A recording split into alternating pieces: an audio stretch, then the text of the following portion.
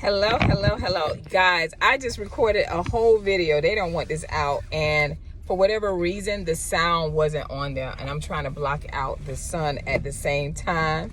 So how's everybody doing? I am Lee Hill, your hair coach, and today I want to talk about the delusion of believing that self-love is just the outer appearance of you, and what self-love looks like. I'm going to just touch on real quick two things that starts your journey into self-love, and it's not just the physical. The physical is more like the manifestation of, sometimes it's the manifestation of how you're feeling, and then sometimes the physical is the manifestation of you in spiritual warfare, because a lot of us might be going through loss of a family member, loss of, like a child, or overwhelmed at work, work life, home life, trying to maintain your family and your marriage, or you might be going through a divorce. It's all kind of things we're going through. Maybe you're trying to become even a citizen in the United States with everything that's going on in the political world. It's a lot that we go through as women. And I wanted to talk about, because this lady said something to me yesterday. I was at the break room, and she said, "Oh, so you're the lady that likes to dress up?" And I was like, "Huh?"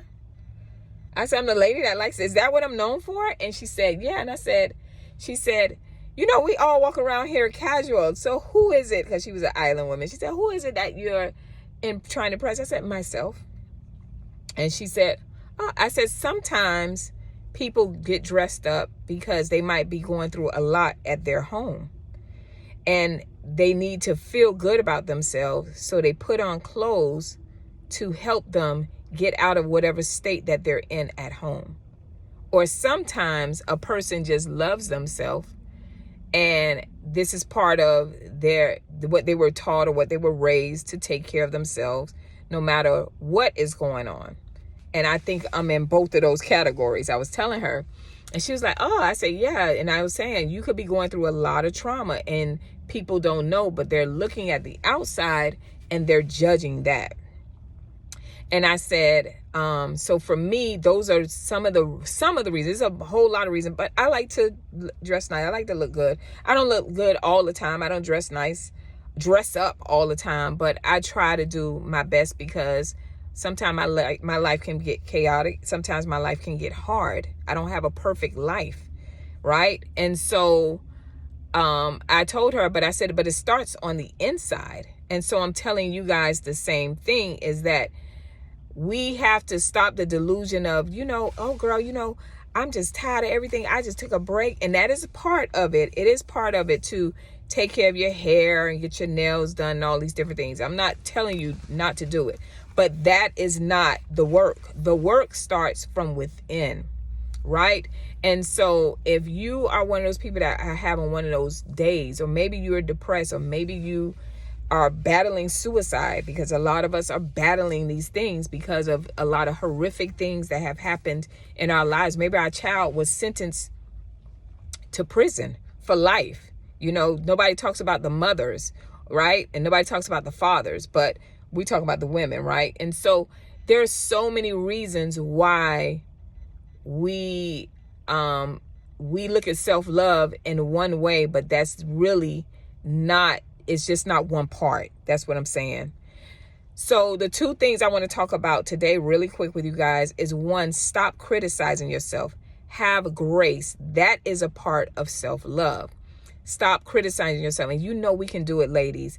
Oh my gosh. If you can go out and you look great, and somebody compliment you, be like, "Girl, I'm trying to get this weight off of me." You know how we do. Somebody say, "Girl, you looking good, honey." Yes. You like, "Child, I'm trying to get this weight off of me, child. If I could just lose 30 pounds, I feel so much better about myself." And they like, "Really?" And they like, "Girl, you look good." But in your mind, you don't look good. Stop criticizing yourself. Have grace, right? If you made it this far, you have so much to be grateful for. So have grace with yourself and say, "You know what? When somebody compliments you, take the compliment.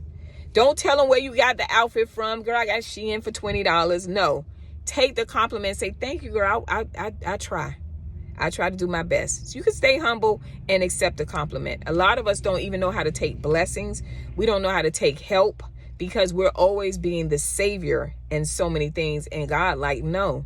You know what I'm saying? You've been through this. Sometimes he send people your way just to compliment you, just to tell you how special you are, because we go through so much in life, right? So stop criticizing yourself and give yourself grace. And the second thing I want to say is have boundaries. And I know we talk about having boundaries as part of self-love. Learning to not just say no, but learning to say yes. Hey, that right there, that will help me out because I'm going through so much, right? And I can be able to put, that's a boundary that I never really thought about. We always hear, tell them no, say no. And yes, that is a boundary. No, you can't talk to me that way. No, this relationship can't go on like this. You can't use me physically and then handle me any kind of way and then mistreat me. So yes, we have those boundaries, but you also have boundaries where you start saying things that will help you. Like, you know what? You know what? I really want to go on this trip. The boundary I need to set is, I don't need to spend this here. I can't do this because I want to go on this trip here. And I can't live beyond my means. So yes, I'm going to do the trip. But the boundary is, I'm not going to spend what I don't have, right? The other boundary could be, you know what? This job is the right job for me. It puts me right in my financial spot. I like the task that I have, the commitment.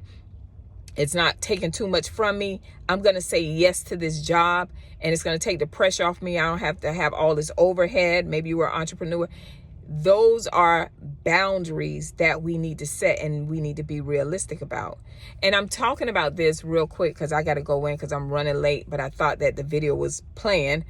But I'm talking about this because I remember when I criticized myself a lot because I had people around me that was negative as well. I had a daughter, her name was Janai, and she died of trisomy 18. You can look it up. It's a genetic disorder, 1 out of 15,000 women.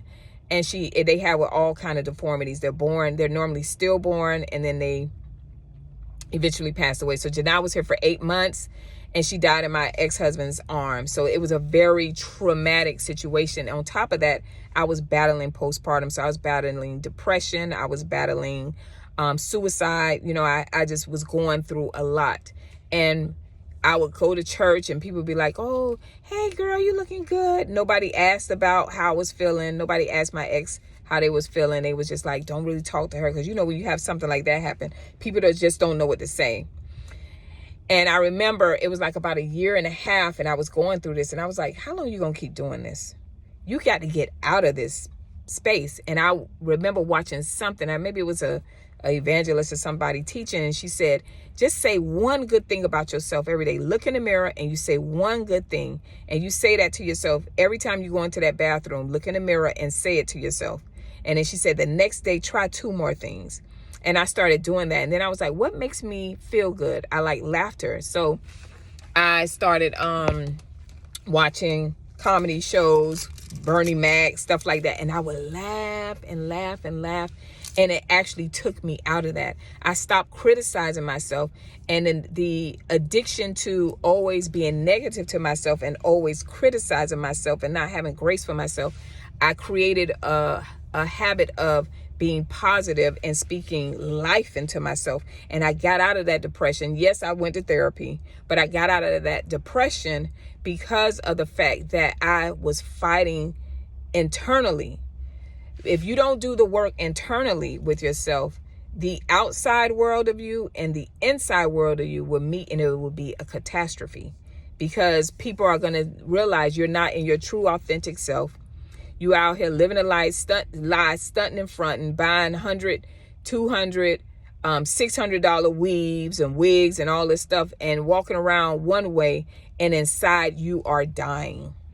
So the reason for this, and I don't know how I'm gonna title this, but the illusion, or you're delusional if you think that just fixing the outside of you is going to fix the inside of you. We have to do the work, especially as women. So many demands are on us, and our men, right? So many demands are on us as women in different directions. And if we don't work on the inside of us, I'm telling you, that outside, no matter how much we dress it up, eventually it will come crumbling down. Somewhere it will manifest in your life. All right. I pray this video helps you. It was a longer video, but for whatever reason, the Lord didn't want that one out. I will see you guys next video. I am Lee Hill, your hair coach. As hairstylists, we hear so many stories, and that's why I created this platform, because we stand behind the chairs and we hear the stories from you guys. From ladies from all walks of life, the things that we go through, the trials and the tribulations. And I just wanted to create a platform where we could talk about those things in a positive way, encourage one another, and just change the mindset of our women, you know? So I pray this helps you. I'll see you guys next video. Bye.